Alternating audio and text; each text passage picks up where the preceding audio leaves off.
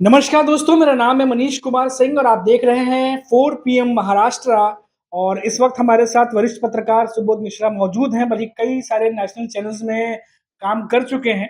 और सुबोध जी, लगातार हम देख रहे हैं इन दिनों की पहलगाम में जो आतंकी हमला हुआ है, उसके बाद से देश की सियासत के साथ-साथ महाराष्ट्र की सियासत भी गरमाई हुई है, क्योंकि यहाँ भी जो आए हैं लोग जिनको मारा गया वहाँ पे, काफ़ी ज़्यादा यहाँ पे गर्माहट है। संजय राउत इस्तीफा पे इस्तीफा माँग रहे हैं गृह मंत्री के। फिर हमने देखा कि श्रीनगर में जो बाकी के सैलानी हैं, उनको लेने के लिए खुद एकनाथ शिंदे पहुँच गए हैं। तो ऐसा लग रहा है कहीं न कहीं ज़िम्मेदारी कौन लेगा, उस पर भी सवाल खड़े हो रहे हैं और साथ ही साथ अब क्रेडिट लेने की होड़ भी लग रही है कहीं न कहीं देखने के लिए। कैसे देख रहे हैं पूरा अभी इस समय? देखिए, इस समय जो इतना जो ये हमला हुआ है, हुँ, ये निश्चित तौर पे अगर सिर्फ़ देश की अस्मिता पर ही नहीं, हुँ, मेरा मानना है कि देश के हर नागरिक के ऊपर ये हमला क्योंकि वो निर्दोष जो पर्यटक थे, हुँ, जिनका कहीं कोई लेना-देना नहीं था। युद्ध के भी कुछ रूल्स होते हैं, हुँ, नियम्स होते हैं। अगर कोई नियम अगर है, तो वो ये नियम नहीं होता है कि निहत्थे पे वार करो। लेकिन जिस तरह का मैसेज दिया गया है आतंकवादियों के ज़रिए, तो निश्चित तौर पे है कि सरकार को उसका ठोस जो है, जवाब देना बहुत ज़रूरी है। हुँ, लेकिन अब ये घटना के बाद जहाँ सरकार और मैं ये भी मानूँगा कि विपक्ष भी सरकार को काफ़ी सपोर्ट किया है। अभी पिछले दिनों जो बैठक हुई उसमें विपक्ष ने भी एक सुर में कहा कि वो सरकार के साथ है। लेकिन कई जगह पे ख़ास तौर पे अगर महाराष्ट्र की बात करें, लेकिन महाराष्ट्र में कैसा है कि इसको भी इस घटना को भी कहीं न कहीं राजनीतिक रूप देके और उसपे भी रोटियाँ सेकने की जो है कोशिश की जा रही है। अभी हम बात करें अगर सिर्फ़ सरकार की बात करें तो सरकार में ही आपस में जो दल आपस में सहयोगी दल है, वो ही इसको होड़ में लेने में जुटे हैं कि कहीं वो पीछे ना रह जाएँ। अगर कोई सरकार है, अगर कोशिश कर रही है कि वहाँ के सैलानियों को लाने के लिए जो महाराष्ट्र के रहने वाले हैं, तो उसको भी और एक कदम आगे बढ़ के कोई नेता जो है, वो जाकर के वहाँ पर इस तरह से करते हैं कि वही सबसे ज़्यादा हितैषी है। तो और वहीं दूसरी तरफ है जो संजय राउत हैं, उन्होंने जो हमेशा कहा, नो डाउट विपक्ष में रहते हुए एक बनती है भूमिका हुँ, कि वो इस तरह से बोले। लेकिन मुझे लगता है कि अगर मैं ईमानदारी से बात करूँ कि ये वो समय नहीं है कि लोगों से इस्तीफ़ा माँगा जाए। हुँ, ये समय वो है कि इस समय में एकजुट होकर के हमको जो बाहरी दुश्मन है, हुँ, उसको करारा जवाब देना है। और हमारे लोग भले ही देखिए इस घर में रहते हुए हो सकता है हमारी विचारधारा एक-दूसरे से अलग हो, हुँ, मतभेद हो सकते हैं। हुँ, लेकिन इस मतभेद के चलते हम बाहरी को मौका नहीं दे सकते कि वो हमारे ऊपर हमारी कमजोरियों पर वार करे।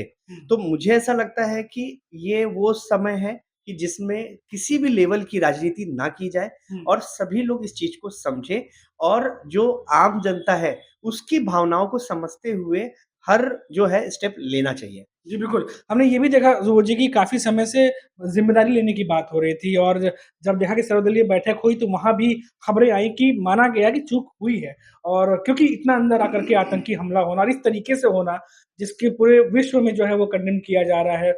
सारे देश जो है वो भारत के साथ इस समय आके खड़े हुए हैं। तो ऐसे में अब लगता है कि जो चीज़ें हम समझ रहे थे कि धारा 370 हटने के बाद कम हो जाएगी, कमी आ जाएगी, क्योंकि बहुत सारी साजिश की बू आ रही है, क्योंकि लगातार लोग ये कह रहे हैं कि चूक तो हुई है, साथ ही साथ जिस तरीके से उन्होंने सवाल-जवाब किया सैलानियों के साथ में, ऐसा लग रहा है कि वो भीतर भारत के भीतर कई सारी चीज़ें जो हैं वो मैसेज दे करके कहीं न कहीं अलगाववाद को और पैदा करना चाहते हैं। हाँ, बिल्कुल जैसे अभी अगर इस चीज़ के लिए बात की जाए, तो हुँ, कहीं न कहीं इस बात को पोलराइज़ किया जा रहा है क्योंकि आप एक बात देखो कि आतंकियों का मोटो क्या था? हुँ, क्यों आखिरकार उन्होंने इस तरह के सवाल किए? और ये सवाल किए जा रहे हैं यानी कि उनको इस चीज़ का कमांड दिया गया हुँ, कि आप इस तरह के सवाल पूछ कर के लोगों को गोली मारो।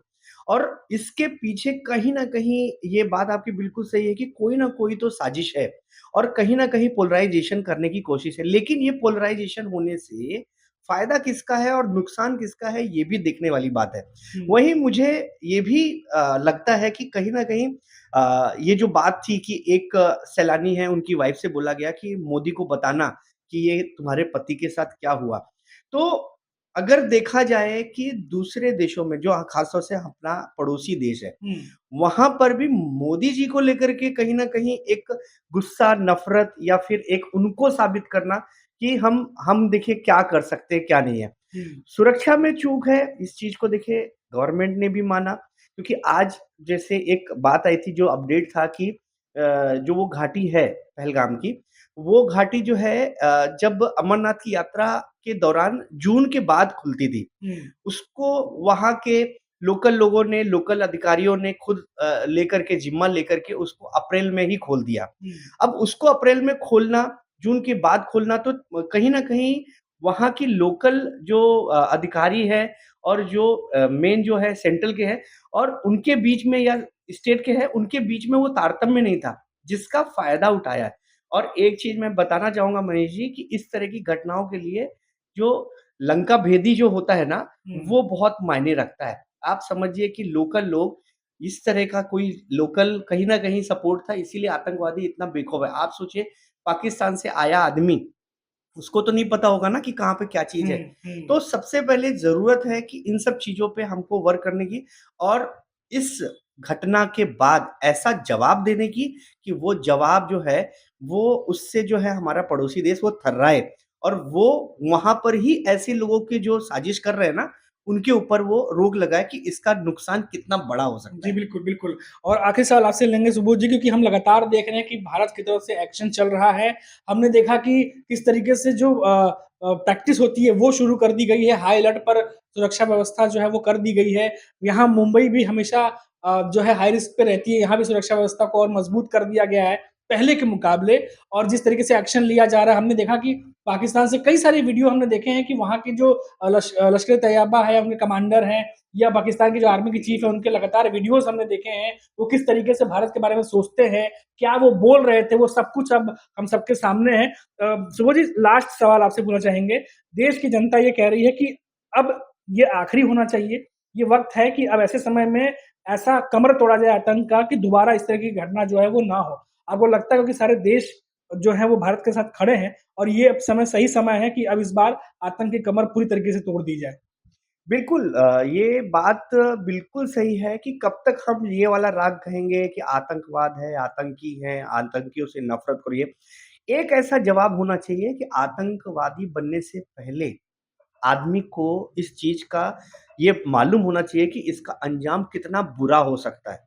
हुँ, तो अगर हम उनको अंजाम दिखा देंगे कि भाई तुम आतंकवादी बनोगे, तो कहीं न कहीं तुम्हारा ये हाल हो सकता है। तो ये चीज़ कहीं न कहीं लोगों को डराएगी, चाहे वो देश हो, चाहे संगठन हो, संस्था हो। उनके बीच में ये खौफ पैदा होगा कि आतंक के थ्रू अगर जाएँगे, तो उनको किस तरह का अंजाम भुगतना होगा। तो इसलिए बहुत ज़रूरी है कि इनको इस तरह का अंजाम जो है, वो दिया जाए। दूसरा मैं अपने दर्शकों से एक चीज़ और थोड़ा-सा शेयर करूँगा क्योंकि आज मैंने एक वीडियो देखा कि लश्कर-ए-तैयबा का जो एक नेता है, उसने एक इस तरह की बात की है जो लोगों में कन्फ्यूज़न पैदा कर सकती है कि उसका ये कहना है कि वो उन लोग का हाथ नहीं है लेकिन हो सकता है कि अ, देश का ही जो भारत देश है, वहीं के लोगों ने ही इस तरह की साजिश रची हो और वो लोग इसका फ़ायदा उठा रहे हो। तो बिल्कुल ऐसा नहीं है और कहीं न कहीं लोगों को, दर्शकों को भी और देश की जनता को भी कन्फ्यूज़ करने के लिए कई तरह के बयान आएँगे। लेकिन मेरा कहना है कि ऐसे बयानों पे रिएक्ट करना या ऐसे बयानों को गंभीरता से नहीं लेना चाहिए हुँ। और रिएक्ट नहीं करना चाहिए क्योंकि मुझे ऐसा लगता है कि ये वक़्त है कि भारत में एकजुट होकर के हमको काम करना चाहिए और एकजुट होकर के आतंकवाद के खिलाफ, ना कि किसी धर्म, मज़हब की बात नहीं है, आतंकवाद के खिलाफ हमें उठना चाहिए और उस पे वार करना चाहिए। बिल्कुल, बहुत धन्यवाद सुबोध जी हमसे बात करने के लिए। तो अब देखिए कि किस तरीके से मुंबई में भी, महाराष्ट्र में भी जब हमारे पत्रकारों से बात हो रही है, लोगों से बात हो रही है, काफ़ी ज़्यादा आक्रोश है। हर आदमी यही कह रहा है कि ये वक़्त है अब एक्शन लेने का, बहुत हो गई निंदा, बहुत हो गई बातचीत, अब एक्शन लीजिए और आतंक की कमर तोड़िए। अभी के लिए इतना ही, आप देखते रहिए 4 पीएम महाराष्ट्र। नमस्कार।